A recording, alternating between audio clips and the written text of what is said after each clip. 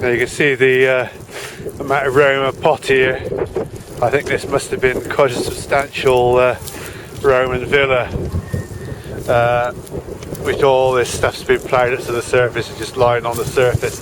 There's quite big pieces. You can see what size that is. That's obviously from those roof tiles or probably from a hypocaust.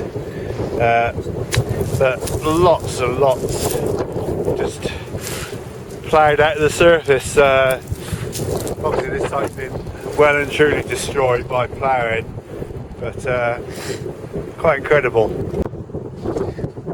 I've just dug a hole here on a field which I've been hitting the T2 with, and I've been concentrating on the higher signals, but I think the T2 is excelling on obviously signals between like 40, 50 to the 80s, but the DFX still seems to be, it seems to come out better on the lower signals and gives you a far more positive signals lower down the scale. I know a lot of these things could be iron or tin, but this came up at about 22, and I can see it's a Roman brooch, and yet this field has been hit loads of times. But that came out probably not on a signal which maybe the T2 would have really acknowledged much. You can see it's quite nice, that.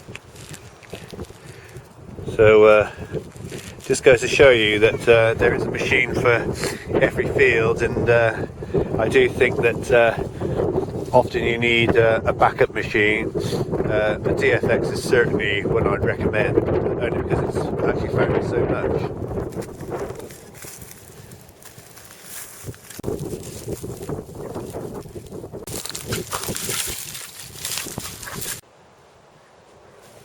And here's young Gaz. He's now going to show me something spectacular here.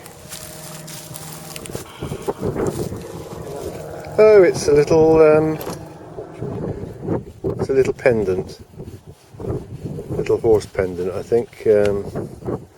Looking at that, 14th, 15th century probably. Actually, it could be an early one, but yeah, that's a little pendant.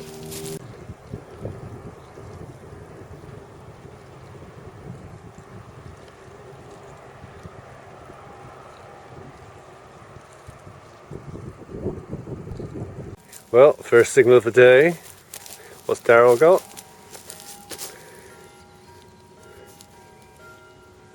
Yep, that's a Roman. Yep, that's 3rd, 4th century. So not bad for the first signal, is it? Really? Not bad for the first signal. Very pleasant day today. Bells are chiming. And here's Gary.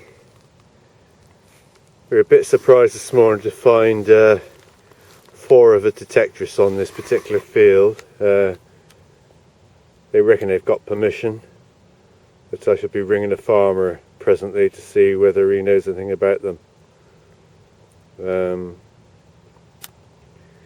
They seem to know quite a bit about this particular field, that there's a Roman building in here, but they say they come from Lancashire, so and this is Gloucestershire, a little bit out of their territory, but they may have just got permission.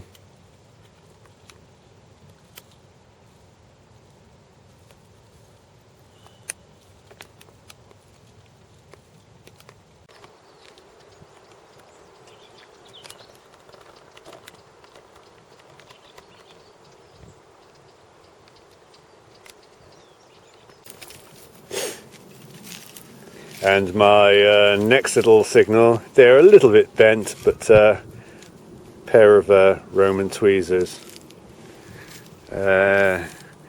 Gary's most upset now that he hasn't found anything really special today, so it seems to be my day today. Make a change really, but yeah, it's a shame they're bent really.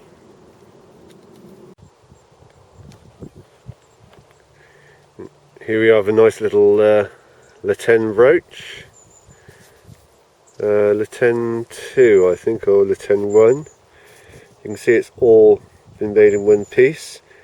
Quite ornate on the back, probably dates from about 100 BC. He's getting his head in there.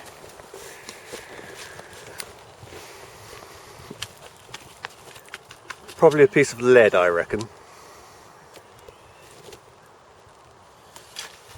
Could be right. Could be right.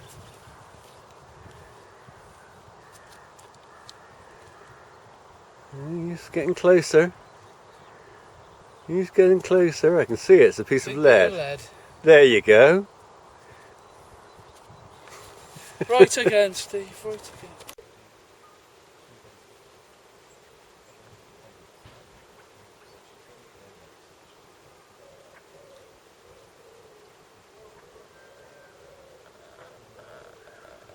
So here's Daryl with the Deus, and I put my piece of test gold down on the ground. It's in this bag here. I know it's on the surface. We're getting 4 inches probably, and we are getting a diggable signal here. You can hear from the headphones. If I just take that off, there you go. So that would be diggable. So that's really passed the test. That's really about the same as the T2, but as I say, the Minelabs seem to be struggling with this test. I don't know why. As I say, lots of people find gold with Minelabs, but not this particular small piece. I've just uncovered. Oh, it's a knife. That looks early. This looks like a dirk or something. Probably a kidney knife. Have it secreted in their boot or something. Look at that. That is fantastic.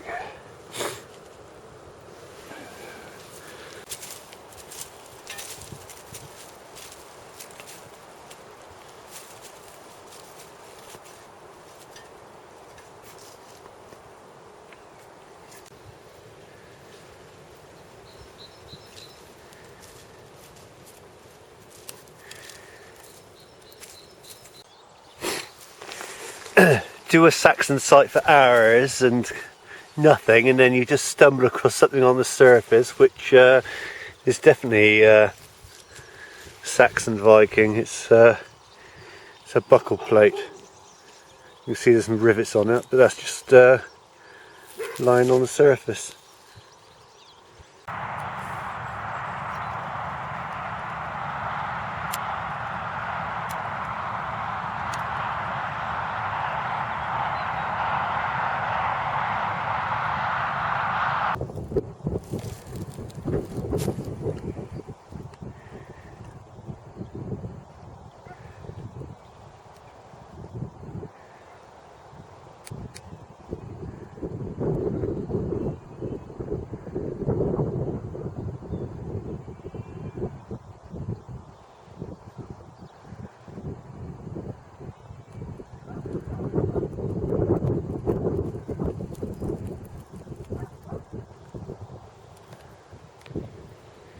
See, there's a herd of deer in the field next to me.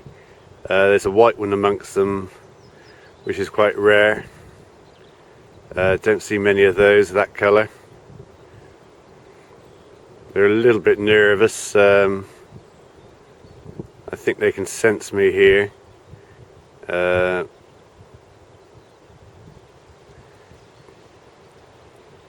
Yeah. The white one's trying to show his dominance here.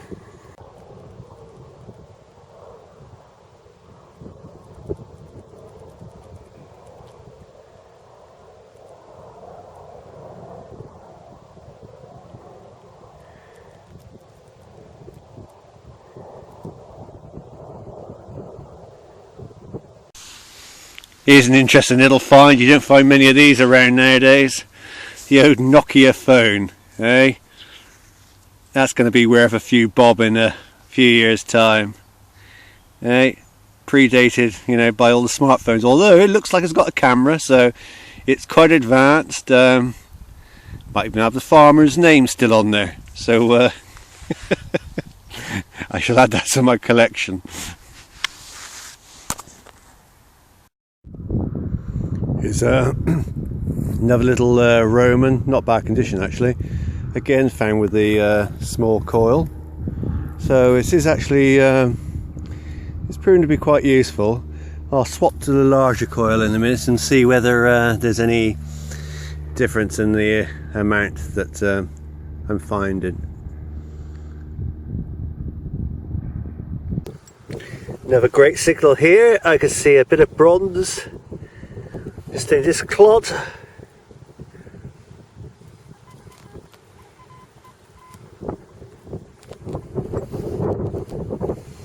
That is a Cistercius large 2nd century coin, Roman. Very, very worn there, which is a shame. Here we've got probably a little Celtic ring, wavy edge. There's a little bit of decoration around the edge of it. Gave an absolutely atrocious signal when it was in the ground. That was about -20 on the DFX.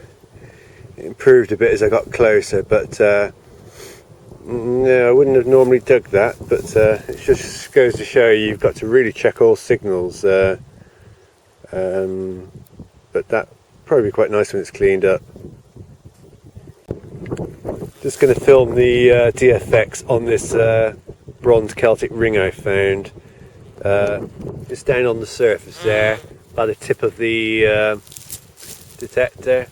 I'll just zoom in on it, somewhere down there as you can see. It wasn't a good signal when it was in the ground.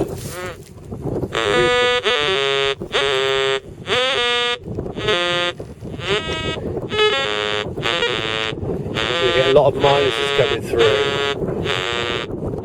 -2, 8, 4. It's one of those iffy signals which you really need to check out, because you can often miss some really good finds. Church, you can see I'm doing a talk here in April, but we're also doing a bit of detecting nearby, and we've come to see the Severn boar. There's a 5-star boar coming up the river today, so we just thought, seeing as we were here, we'll go and see that at the same time.